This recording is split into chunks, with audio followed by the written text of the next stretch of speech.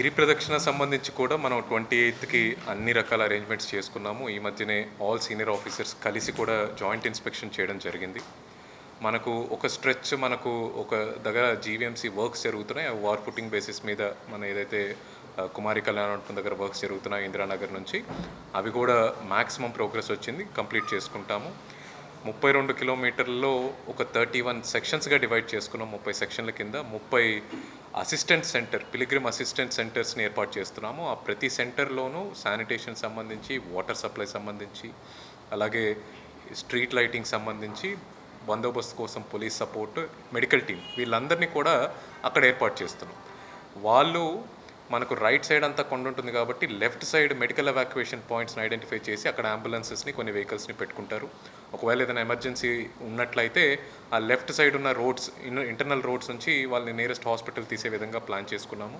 మనం ఆ రోజున కొన్ని అడ్వైజరీస్ని, మెజర్స్ని కూడా సిటిజన్స్కి ఇష్యూ చేయబోతున్నాము. ఈరోజు మధ్యాహ్నం ఒక ఫైనల్ కన్వర్జెన్స్ మీటింగ్ పెట్టుకొని 2 కమిటీస్ని ఫామ్ చేయడం జరిగింది.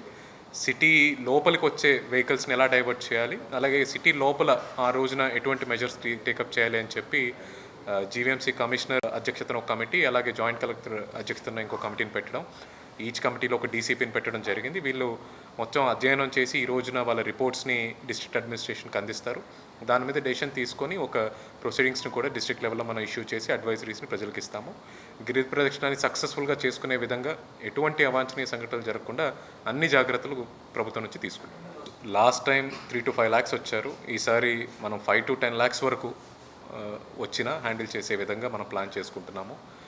హనుమంతవాక నుంచి మద్దెలపాలెం వరకు ట్రాఫిక్ వెహికల్స్ని కంప్లీట్గా వెళ్లకుండా చేసి కేవలం గిరి ప్రదక్షిణకు వచ్చే వాళ్ళనే అక్కడ నడిచే విధంగా ప్లాన్ చేస్తున్నాము.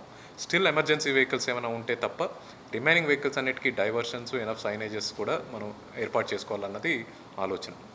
అండ్ గిరి ప్రదక్షిణ రూట్లో ఉన్న హెల్త్ సిటీ, ఐటీ ఏరియాస్, వీటిల్లోకి ఎక్కువ ఇన్ఫ్లక్స్ లేకుండా ఆ రోజు వర్క్ ఫ్రమ్ హోమ్ ఇవ్వడం, లేకపోతే రిమైనింగ్ ఇవ్వడం జరిగింది. ఆల్రెడీ ఆల్ వైన్ షాప్స్ అనేవి ఆ 2 days క్లోజ్ చేసే విధంగా ఆర్డర్స్ కూడా ఇష్యూ చేయడం జరిగింది.